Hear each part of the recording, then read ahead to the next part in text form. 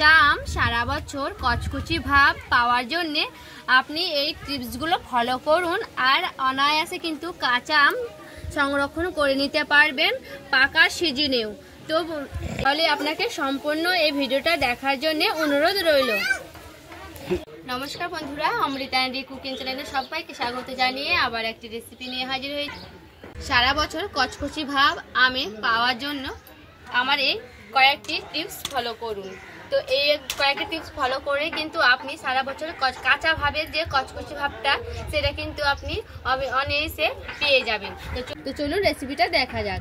তার জন্য আমি নিয়েছি কাঁচা আম। আপনারা কিন্তু আমি এখানে 4টি আম নিয়েছি, আর আপনারা বাড়িয়ে বা কমিয়ে নিয়ে নিতে পারেন। তো দেখুন আমগুলোকে আমি সবার প্রথমে ধুয়ে নেব। সবগুলো আম আমি খুব সুন্দর করে কিন্তু জলে ধুয়ে নেব। আর দেখুন এই আমগুলোকে ভালো করে কচলে কচলে ধুয়ে নিতে হবে। ধুয়ে এভাবে আমি রেখে দেব একে একে। আর দেখুন জল থেকে উঠিয়ে আমি একটা সুতির কাপড় নিয়েছি, দিয়ে এইভাবে ভালো করে মুছে নেব। মুছার কারণ হচ্ছে গায়ে যেন একটুও জল লেগে না থাকে, তার জন্য কিন্তু এইভাবে মুছে নেব আমগুলোকে। দিয়ে এবার আমি শুকনো থালার ওপরে এইভাবে রেখে দেব। সবগুলো আমি আম এইভাবে জল থেকে উঠিয়ে ভালো করে মুছে নেব।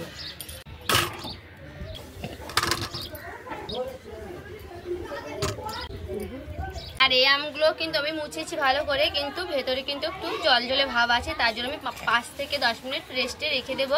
এরপরে ফিরে আসছি। প্রায় আমি 5 মিনিট পর ফিরে এলাম। আর দেখুন আমগুলো কিন্তু অনেকটা শুকনো শুকনো চলে এসেছে। এবার আমি আমগুলোকে কেটে নেব। এই বোঁটাটা কেটে নেব এইভাবে 2 পিস করে নেব আমটাকে। দেখুন আমেরটা কিন্তু অর্ধেকটা শক্ত, মানে আঁশের মতো হতে লেগেছে, পুরোপুরি কিন্তু হয়নি। আর দেখুন এইভাবে কিন্তু আমি হাত দিয়ে ফেলে দিলাম ছোটো কলিগুলোকে। হাত দিয়ে এইভাবে করলে কিন্তু হয়ে যাবে। এই আমগুলোকে আমি এইভাবে পিস করে নেব। দেখুন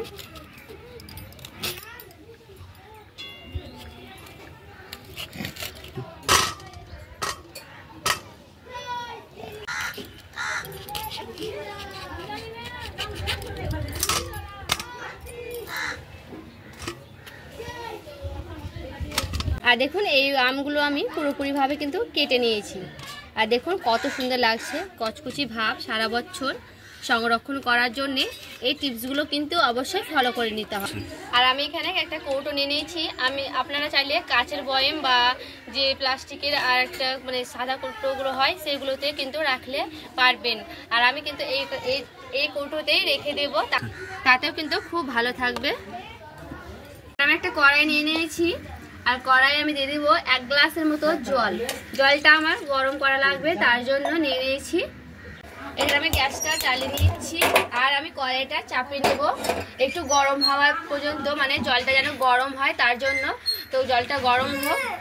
দেখুন বন্ধুরা জলটা আমার কিন্তু গরম হয়ে গেছে। এবার আমি ঠান্ডা করার জন্য নিচে নামিয়ে নেব। আমি কিন্তু কড়াইটায় নামিয়ে নিয়ে চলে এসেছি। আর প্রায় আমি 5 মিনিটের মতো রেখেছিলাম জলটা যেন ঠান্ডা হয়। উষ্ণ গরম হলেই হবে। দেখুন হাত দিয়ে আমি দেখছি ছোঁয়া যাচ্ছে, উষ্ণ গরম হয়েছে তার জন্য। এবার আমার এই জলটাকে আমি এই কৌটোর মধ্যে আমি এই হাফ জল নেব, তার জন্য আমি এই উষ্ণ গরম জলটাকে আমি ঢেলে নিচ্ছি। এই পর্যন্ত থাক, পরে লাগলে আমি দেখা যাবে। এই আমগুলোকে একে একে এই বয়ামে ভরে নেব। এইভাবে আমি রেখে দিচ্ছি।